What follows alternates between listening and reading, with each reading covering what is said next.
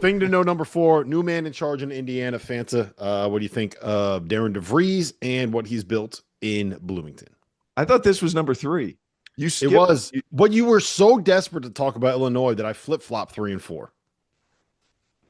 It's like the Shaq and Charles bit. What's supposed to be 1, 2, 3, not 1, 2, back to 1.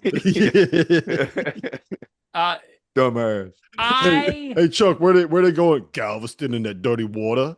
Yeah. I do not. I don't know what to expect. I don't know what to expect. I think that Darren DeVries is a good hire by Indiana and is going to get things going in the right direction with that program, and he's going to be a ball coach. So, like, I want to make that very clear. I like the hire. I'm tempering my expectations for this first year. My gut says that they're going to be hovering around the bubble. That's just kind of where I stand with this team because I'm a little bit unsure of what happens on the interior, where I look at the Big Ten and I'm like, there are all these teams with some really strong front courts and size and just can overwhelm you. I hope Indiana can be a team that spreads you out defensively and impacts the game from the perimeter and can hit shots often. Like Lamar Wilkerson, there's a lot of praise. There's a lot of hype. Tatum Connerway running the point. We'll see here. They brought in Connor Enright, but he's got injury history, and like I like the kid. This is the Big Ten's even a different level from the Big East. It just is right now in terms of From physicality. from a night to night perspective, absolutely. Night to night. Absolutely. Yep. Nick Dorn, again, different level. Of course, the counter argument is, yeah, but Tucker DeVries is walking through that door. And they have Tucker DeVries and the other team doesn't. And Tucker DeVries is fully healthy and ready for a big year. And the way that Tucker DeVries was talking to media day, he's got plans to lead this team to the NCAA tournament. So, Rob, you talk about like the 13 teams and all those. Do I think Indiana gets a bid? If I had to vote on it, I'll say yes. I'll say yes, that they find their way there. But I'm tempering it. Like, I think it would not surprise me. You guys push back if you think I'm wrong. Like, I kind of see them in an 8-9 game in the NCAA tournament in this first year. I think that's where fine. they are with a little bit of upside in the sense that if Reed Bailey He's good, man. can be, so he's terrific offensively, and I think Indiana, there's a real chance Indiana can be like a top 10 offense in college basketball with the shooters that they have and with the playmaking that they have at the 5. They're going to start Connor Enright next to Connerway too, so they're going to have basically 4 around 1, and Reed Bailey's going to be playing out on the perimeter. Like, it's going to be a lot of like space it out actions like that. But if Bailey can be like an impactful rim protector and rebounder, I think that they got a chance to be a little bit better than that.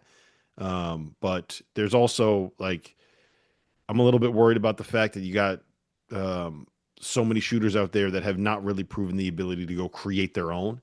And I think Connerway is a really good player. I don't know if he's a full blown set the table, make things easier for everybody else point guard. I think he's like a downhill, get to the rim, going to try to score first kind of a guy at his core. So I think you're right. 8-9 game is probably about what I expect for Indiana. And that's fine for year one. Yeah. Like, again, the prior plan was there was no plan. And you're not a tournament program, and you should be because you're paying for it, and you have the talent. Like, I think Darren's going to do a good job. If a year from now we're like, yeah, they made the tournament, they were in an 8-9 game, hopefully they win the game.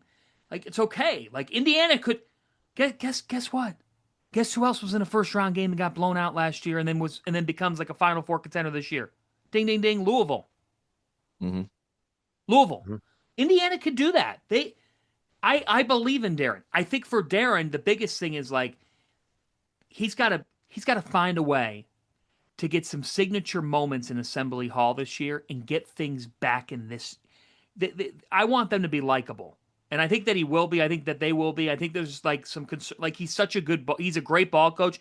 I like Darren's personality. He's not this type A personality necessarily like when you first meet him, but I think he's got it in him to fire this crowd up. I think he's going to fire these kids up, fire this fan base up, but I think it's going to take a little bit of time. And if in year one they could just make the tournament, Terrence, that's again, the alternative was dysfunction. What happened prior to him was dysfunctional and not successful. Yeah, I think I remember talking to a head coach saying it's the worst when you turn around and look at your boosters and you can't score. That's not going to be the case for Indiana. I think there's going to be a lot of games that they're going to be in that it's going to be really fun to watch, especially at Assembly Hall, which is an awesome venue. But it's like, yeah, they're going to be able to score. Nick Dorn's a good player. I had a couple of games for him last year. It's just like, in theory, this roster works out really well. Reed Bailey is really good, and he's a really good passer, and they have a bunch of skilled players, which is what DeVries has done really well with while he's been coaching. So the roster fits him. How do they adjust? I'm curious, but you almost hope on a night-to-night basis that your offense is just better than your defense, like or better than the other team's offense. If that makes sense. Here's the comp that I'll make, right? Last year, Purdue was a 4 seed. They had a top 10 offense, and they were a top 50-ish kind of a defense, right? Last year, UConn was an 8 seed that had a top 15 offense, and for most of the year was outside the top 100 defensively, figured it out, finished around like the top 75, top 80 defense. Iowa had a top 15 offense, never figured it out defensively, hovered around 500, and was 7-13 in the Big Ten. That's kind of depending on what you're going to be defensively, I think those are the outcomes that you could be looking at if you're Indiana. If you end up being a good defense, you got a chance to be a top 4 or 5 kind of a seed. If you're a good enough defense, you're going to make the tournament as an 8 seed. If you can't figure it out on that end, then you're going to score a lot of points, put up a lot of numbers, and hover around 500 for the most of the year. year. And end up at the crown. And end up in the crown.